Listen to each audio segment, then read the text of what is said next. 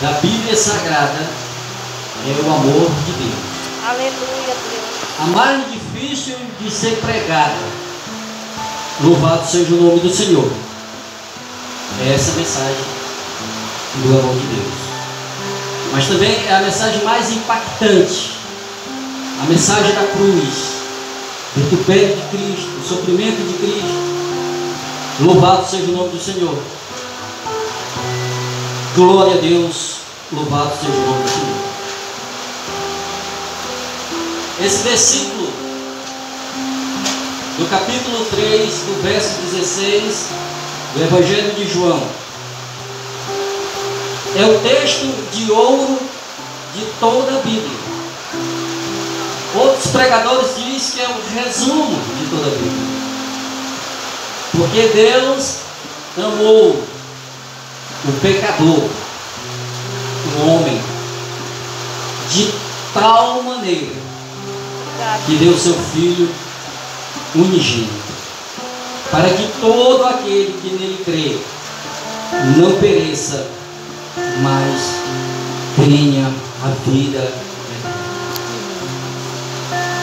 Nós percebemos que o evangelista, quando estava ali com seus pergaminhos, né? Estava com a tinta, estava com a caneta para escrever, inspirado pelo Espírito Santo, ele teve dificuldade de expressar o amor de Deus. Ele escrevendo, ele diz, porque Deus amou o mundo, e ele parou e começou a pensar. Então, ele se limitou em colocar esta frase, de tal maneira, porque é inexplicável o amor de Deus. O amor de Deus é tão grande que nos deixa constrangidos. Quando Jesus, cheio de amor e de compaixão, se aproximava das pessoas, as pessoas ficavam constrangidas de tanto amor. Pedro, uma certa vez, até pediu para que Jesus se afastasse dele, porque Jesus é justo e Pedro se sentiu um pecador. Muitas e muitas pessoas não aceitam a Jesus porque se acha que não merece esse amor. O peso da consciência é tão grande por todas as maldades que fizeram no passado, acham que não é digno deste amor. Louvado seja o nome do Senhor. Mas Deus prova este amor para conosco quando Cristo Jesus morreu por nós, sendo nós ainda pecadores. Louvado seja o nome do Senhor. Aleluia, Jesus. Paulo diz mais no versículo 7 de Romanos, capítulo 5. Pode ser que até alguém morra pelo injusto. Pode até alguém morra por um injusto, pelo parente, pelo filho, morra pelo pai, mas morrer pelo outro pecador não existe. Nenhum de nós, irmãos, teríamos esta coragem. Nenhum de nós teríamos a coragem de dar um dos nossos filhos para morrer por pecadores. Eu posso até fazer um desafio aqui para quem é pai, para quem é mãe. Qual de nós aqui daríamos um dos nossos filhos para morrer pelos outros? Eu, particularmente, não teria coragem de pegar minha filhinha velhinha e entregar ela para morrer por outra pessoa. Mas Deus prova o seu amor para conosco quando Cristo, seu Filho, seu único Filho, filho, quando ele entrega o seu filho para morrer nas mãos dos pecadores. Essa conversa, né, este assunto, esse tema a qual eu li nesta noite, começa de uma história, um fato que João narra, somente João narra, no capítulo 3. A Bíblia vai falar de Nicodemos, o príncipe dos judeus. E este senhor procura Jesus à noite. E quando ele se aproxima de Jesus, ele chega lá com elogios. Ele diz: Rabi, bem sabemos que és mestre, filho de Deus, porque ninguém pode fazer estes sinais que tu fazes, se Deus não for crer. Jesus diz para Nicodemos: na verdade digo, aquele que não nascer de novo não pode entrar no reino dos céus. E Nicodemos fala para Jesus: mas como pode ser?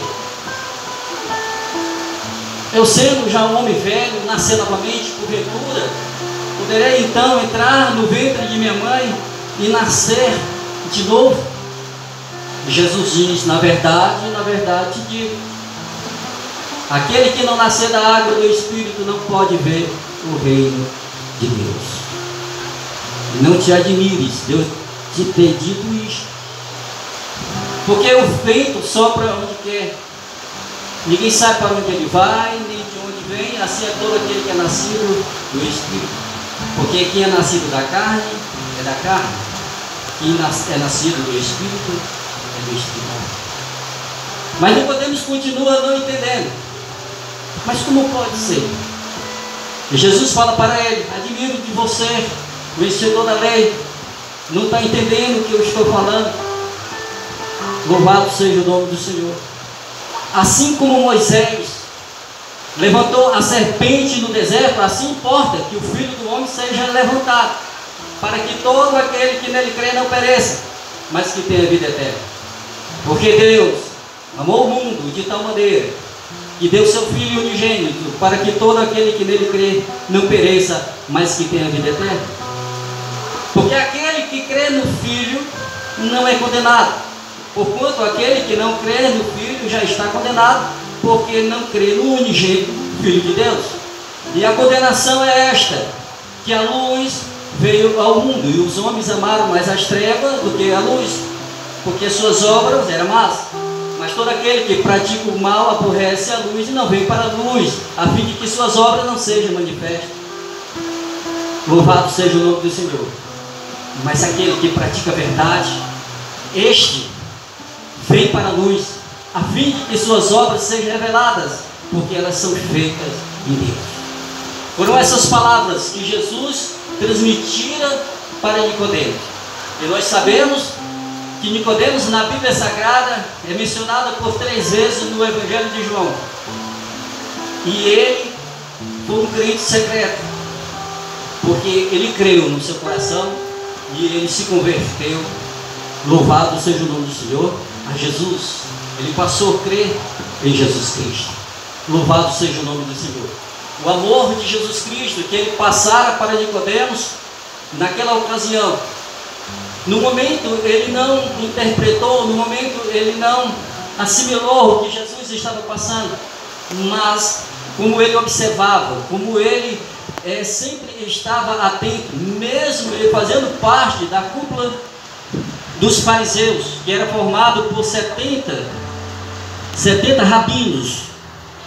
E muitas vezes a palavra de Deus diz que muitos desses homens, fariseus, escribas, eles acreditavam em Jesus, mas eles preferiam a glória dos homens do que a glória de Deus. Por isso eles não confessavam com suas bocas, mas muitos deles ficavam aquele crente embutido, o crente 007. Louvado seja o nome do Senhor. Mas grandes obras Deus fez na sua vida, porque ele compreendeu essas verdades. E Isaías capítulo 53, louvado seja o nome do Senhor. Isaías é comparado na Bíblia como o profeta messiânico, o mais que falou do Messias. E no capítulo 53, Isaías faz um relato, orientado pelo Espírito Santo, e traz uma biografia de Jesus, há 750 anos antes de Cristo.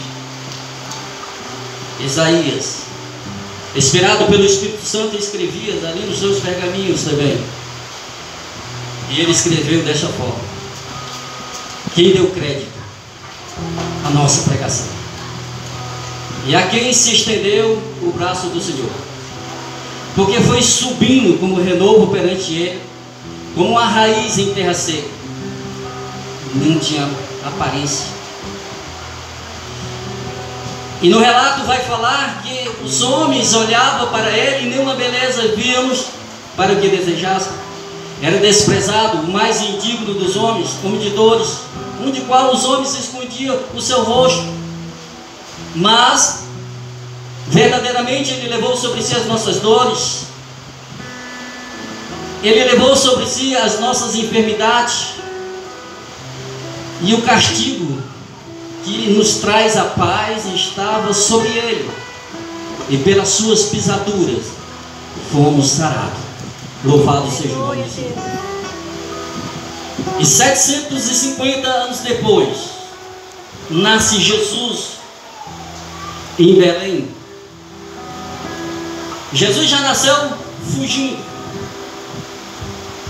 porque houve uma perseguição. Herodes, quando soube, segundo os magos que anunciaram ali no seu palácio, que eles vieram presentear o rei de Israel, porque segundo as profecias iria se cumprir naqueles dias. Então foi necessário que Maria e José fugissem, e Jesus foi nascer em Belém, no local mais pobre, no local mais simples. Jesus nascera numa manjedoura, mas tiveram que fugir para o Egito. E num período de 12 anos eles moram no Egito. Quando Herodes morre, eles voltam. E quando Jesus volta, vai morar em Nazaré, um vilarejo formado por famílias, cerca de 100 famílias.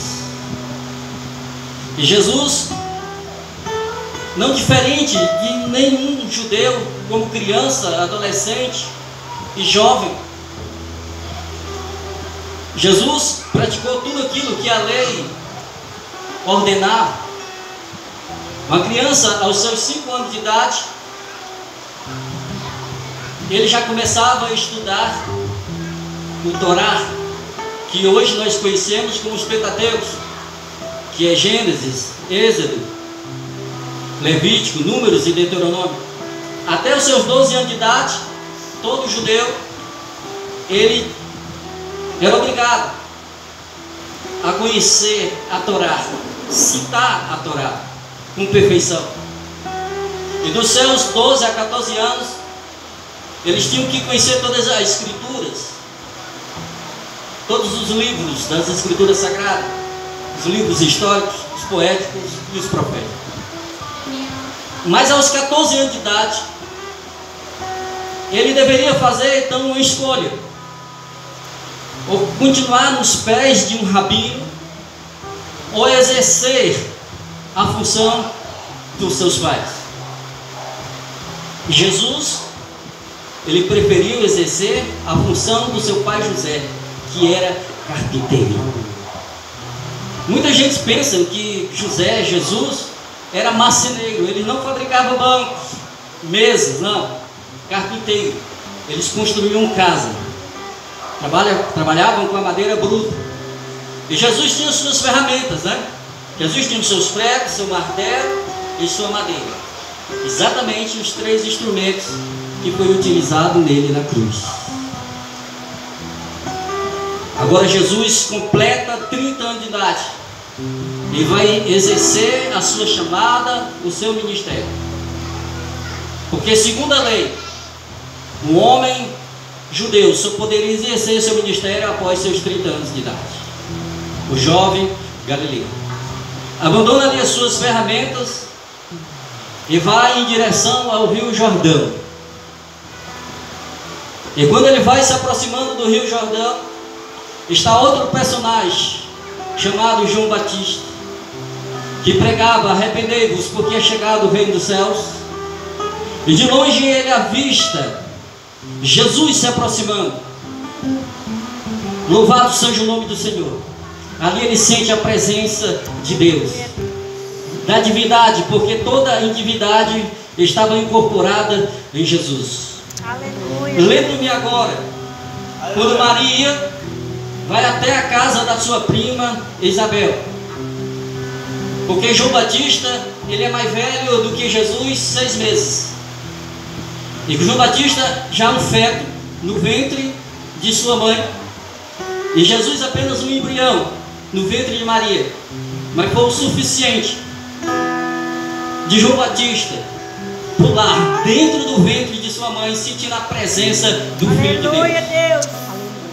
E agora, 30 anos depois, quando João Batista está lá no Rio Jordão, e quando Jesus se aproxima, ele sai de toda a atenção que ele estava fazendo, ele olha e aponta para Jesus e diz: eis o Cordeiro de Deus, Aleluia. que tira o pecado do mundo. Oh, glória a Deus. Este Aleluia. é maior do que eu, porque eu batizo com água, mas esse vai batizar com água e com fogo. Louvado seja o nome do Senhor. E eu não sou digno de desatar as suas sandálias. Jesus entra na água, Jesus chega até ele e diz: agora me batiza. Não, é tu que deve me batizar. Jesus: não faz isto, me batiza, para que se cumpra toda a lei. Ali Jesus é batizado. E acontece algo tremendo ali, a divindade, o Filho, o Pai e o Espírito Santo. O Aleluia. Filho estava ali, o Espírito Santo apareceu em forma de pomba, diz a palavra do Senhor. E todos que estavam ali ouviram a voz do Pai dizendo: este é meu Filho amado, a quem eu tenho prazer. Louvado seja o nome do Senhor. Aleluia, Deus. E após esse batismo, Jesus é levado pelo Espírito Santo. Agora Jesus está no deserto 40 dias e 40 noites sem comer. E ali ele é tentado por Satanás. Satanás tenta 3 vezes. A primeira tentação, ele vendo que Jesus estava com fome, e ele diz: se tu és o Filho de Deus, transforma essas pedras em pães e come. Jesus disse: está escrito na palavra, não só de pão viverá o homem, mas de toda a palavra que sai da boca de Deus. Ele transporta Jesus ao pináculo do templo e diz: se tu és o Filho de Deus, lança-te daí abaixo, porque está escrito que aos anjos dará ordem a teu respeito, e teus pés não irão tropeçar em nenhuma pedra. E Jesus disse: mas está escrito também, não tentarás o Senhor teu Deus. Satanás leva Jesus para um local bem alto e mostra todos os reinos da terra e diz para Jesus: olha, tudo isso eu te darei se tu prostrares me adorares. E Jesus repreende Satanás dizendo: vai-te, Satanás, está escrito, só ao Senhor teu Deus adorarás e só a Ele prestarás culto. Louvado seja o nome do Senhor. Jesus, quando passa por todo esse processo, agora o seu plano, o seu objetivo é formar a primeira igreja, que foi formada por 12 discípulos. E Jesus, ao conquistar, ao pregar para aqueles discípulos, irmãos, era algo tão tremendo. Jesus, ele não gastava muito tempo com palavras, mas o Espírito apontava para aqueles que seriam seus discípulos, aqueles que seriam futuramente seus alunos e depois se tornariam apóstolos. Pois que Jesus, quando se aproxima de Pedro, de André, de Tiago e João, Jesus simplesmente diz para eles: tu me segues, que eu te farei pescadores de homens. Aleluia. E a Bíblia diz que eles abandonavam as suas redes e seguiram a Jesus.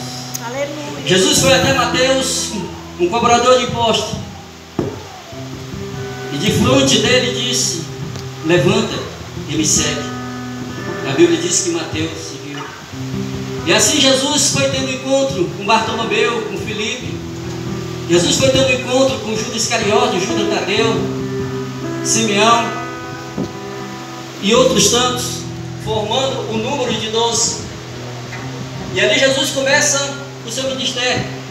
O primeiro milagre de Jesus está escrito em João, no capítulo 2, quando Jesus vai a um casamento e transforma a água em vinho. Ali Jesus inicia seu ministério. E Jesus dali, ele, nas suas andanças, vai curando o cego, vai curando o coxo, ressuscitando os mortos. E Jesus, ele é instalado em Cafarnaum. Jesus recebe ali uma casa. Esta casa, ela estava perto da casa de Pedro, também perto da casa da sogra de Pedro. Jesus tinha uma casa ali em Cafarnaum. E dali Jesus saía em todas as direções. No mar da Galileia, conhecido Tiberíades, Jesus pegava a embarcação e Jesus atravessava o mar. E aí Jesus pregou durante 3 anos e meio a sua palavra.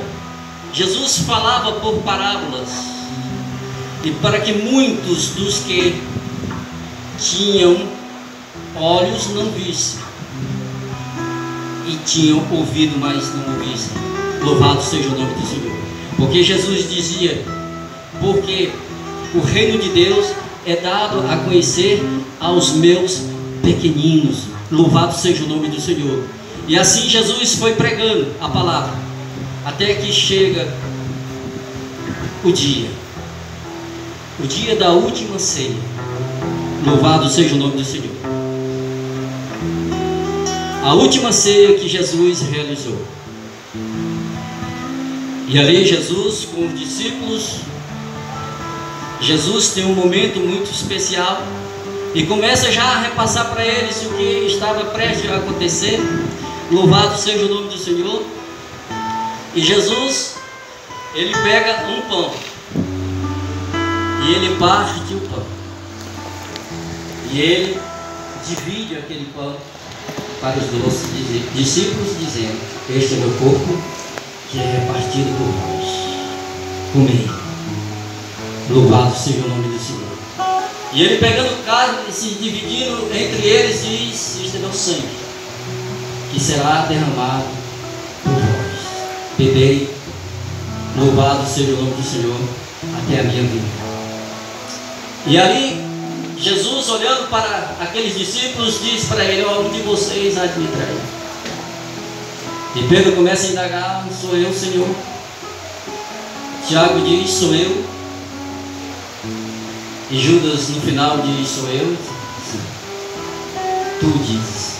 Louvado seja o nome do Senhor. Aquele que há de me trair, nesse momento colocará o seu pão no meu vinho.